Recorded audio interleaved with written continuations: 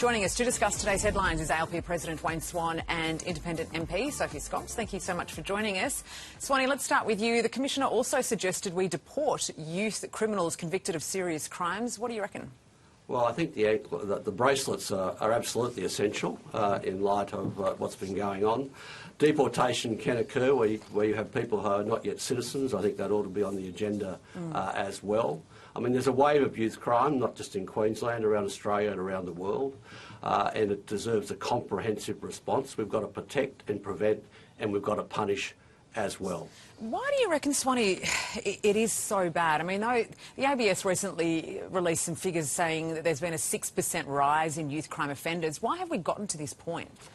I think there's a variety of factors, but one of them I think is the pervasive influence of social media. We've spoken about this before. It plays a very big role. There's no instantaneous solution. There's no one thing that you can do overnight. Everything has to be on the table, and it's got to be a total package. So I think the suggestions that are coming out in Queensland are sensible, given what's occurred up here with these horrific events of recent weeks. Yeah, so if we do need to clamp down on this, surely ankle bracelets are just one of a suite of measures needed. That's right, absolutely. What do you think, Sophie? Well, firstly, I'd say what happened up there was absolutely devastating and heartbreaking for the family. But when you talk about those figures, 2000, going up 6%, youth crime going up 6% since 2009, it's the first time it's actually gone up since 2009. And I think we also have to take into account that some of the figures prior to that were at an all-time low. So we need to take that into consideration before we have a knee-jerk reaction. Ankle bracelets are something to consider, but this of course is not knee-jerk, though, is it, Sophie? I mean, of crimes. People are being killed out there. Well, it's the first time. It's the first time that youth crime has gone up since 2009, is what the ABS data showed. So that is something to be considered. And what about what we're seeing on the streets? The stats are there, but also we're seeing people, like I said, being killed out there, people whose homes are being broken into on a regular basis. Look, it is absolutely horrific, and it does need to be responded to. And ankle bracelets could be a way to go forward. But also, I think the person who committed the crime was on bail for 3 charges of robbery, armed robbery. So that is something, it's a really serious crime, and obviously something has gone wrong there, and that needs to be looked at, what has gone wrong with those bail provisions as well. Yeah, bail's another big issue, isn't it? All right, let's move on now. And Workplace Relations Minister Tony Burke has addressed Labor's right to disconnect, suggesting laws to be softened so employers are not at risk of fines.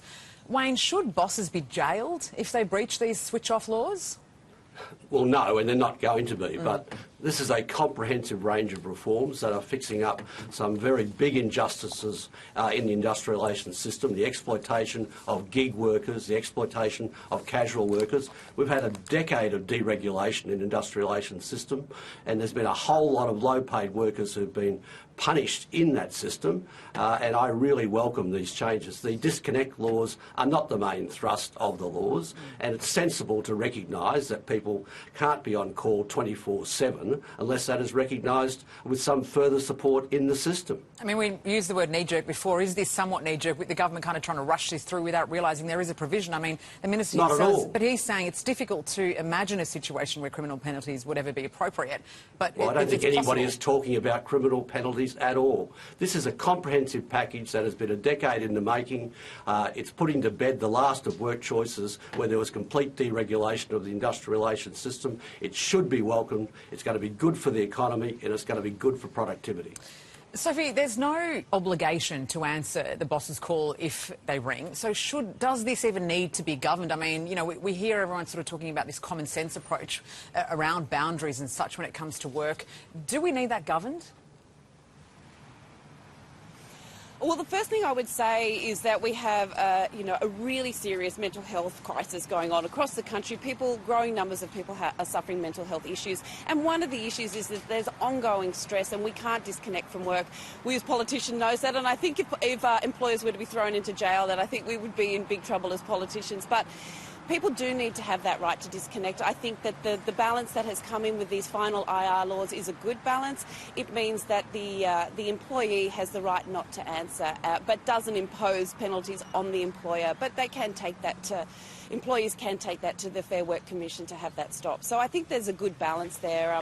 But absolutely, people do need the right to disconnect so that they can relax with their families and have time with their families and work on their mental health and relax and exercise. So not too much bureaucracy? No, I don't think so. All right. Well, the negative gearing debate continues. This time, former New South Wales Premier Dominic Perrottet says the tax system should be changed to drive opportunity amid a housing crisis. So, Wayne, should the federal government revisit the rules surrounding negative gearing then? No, not at the moment. I mean, we've got a problem with housing supply, and changing negative gearing is not going to deal with that fundamental problem.